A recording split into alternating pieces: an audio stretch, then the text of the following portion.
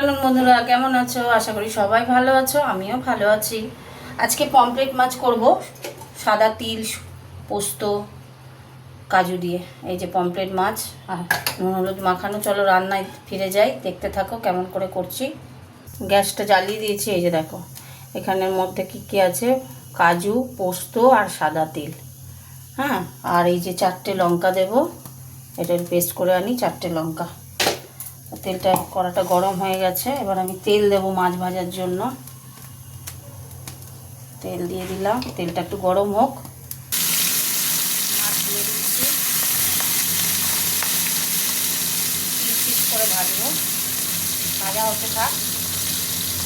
আগে একটা মাছ ভাজা তুলে নিয়েছি, এই যে এটাও ভাজা হয়ে গেছে, তুলে নিলাম।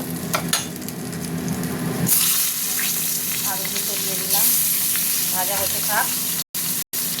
যে লাস্ট এই মাছটা দিলাম, ভেজে তুলে নিলাম। এবার গোলটা সব মাছ, এই যে সব মাছ ভাজা হয়ে গেছে। এবার সর্ষের তেল দেবো, জানো তো, সর্ষের তেল দিয়ে দিলাম। তেলের মধ্যে একটু মিষ্টি দেব,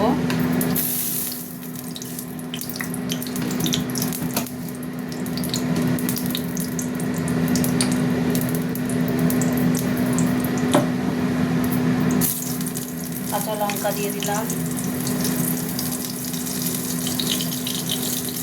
শুকনো লঙ্কা একটা দিলাম।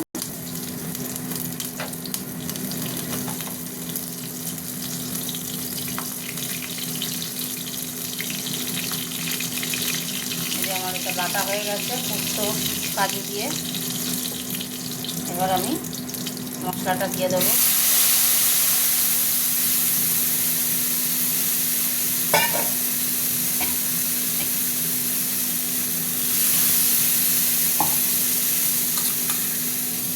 দই দিয়ে দিচ্ছি একটু,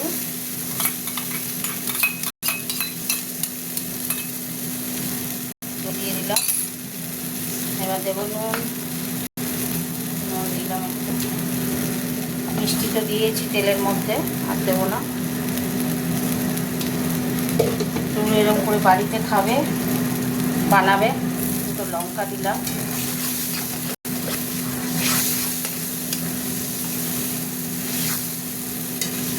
দেখে নিই নুনটা পারফেক্ট হয়েছে, হতে থাক। এবার আমি মাছগুলো দিয়ে দিচ্ছি। পোস্ত কাজু দিয়ে পমফ্রেট মাছ খেতে খুব ভালো লাগে।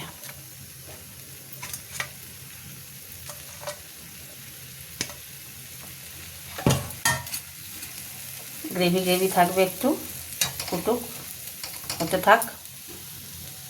দেখো হয়ে গেছে, চাপা দিয়ে দিলাম। খুব তাড়াতাড়ি হয়ে গেল, দেখবে তো। শুধু মাছটা ভাজার ওয়েট করতে হবে। গ্যাস অফ করে দিলাম। চলো তোমাদের সাথে কথা বলে নিই।